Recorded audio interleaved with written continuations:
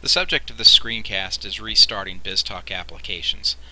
Why do we restart biztalk applications? Well, we have found that when the biztalk server is restarted, even though biztalk services start automatically, we need to restart one of the applications to allow files to begin processing. The first thing we need to do is see if we need to restart an application, and to see this we just look in the DDC technology/DDC policy folders. And within each of these folders is a receive location. Within the receive location, this is where the files land before they're processed by biztalk. And we can see in policy 1 we have the doctor list that needs to be processed. If we go into policy 2, we can see that this is a med notify file that needs to be processed.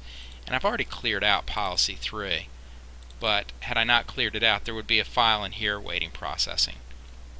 So we can tell that there are files that have yet to be processed, which indicates that the biztalk server is stopped. So in order to restart the biztalk app, we just need to essentially do that, restart a biztalk app. Any app, it doesn't matter, but for some reason biztalk just needs a little bump to get going again. So what I'm going to do is I've opened the biztalk server 2009 admin console. Let me show you where this is found. This can be found right here under biztalk server administration, or if you have to go to all programs, it would be under Microsoft biztalk server administration. I've already launched it, so I'm not going to launch it again, but here's what the biztalk admin console looks like. When you open the admin console, you'll see the biztalk server 2009 administration tree, then the biztalk group, and then what you'll do is expand this to display applications. Once the applications are displayed, you just browse to any of the 3 DDC policies. I always go to policy 1 just out of habit, and it's very simple. All you have to do is right click, stop it. I always go with a partial stop. You can use a full stop either way, it doesn't matter. Just stop this one.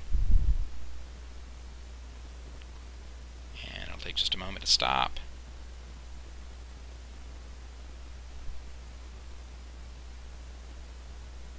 And it is stopped, and then you just right click that same policy again and start it. Click the start button, and it only takes a few seconds. And boom, it's started.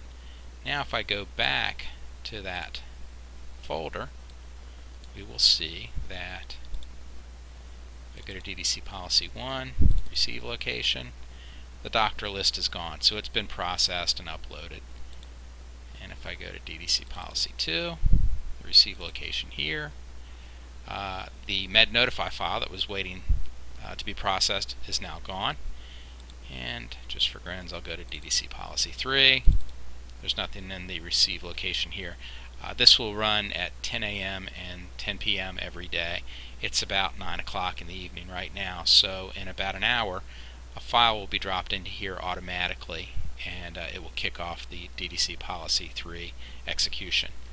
And that's about it. The only other thing there is to keep in mind is if you find that in the policy 2 receive location there is more than one file, you need to save those files off and run them one at a time. So what you would do is run the oldest file, wait a moment or two, run the next file, wait a moment or two, run as many files as you have that are in queue to be processed. We keep an eye on the delivery of these files, so we usually catch them before they pile up too much. At least that's the intention. That's about it. Thank you very much. Good night.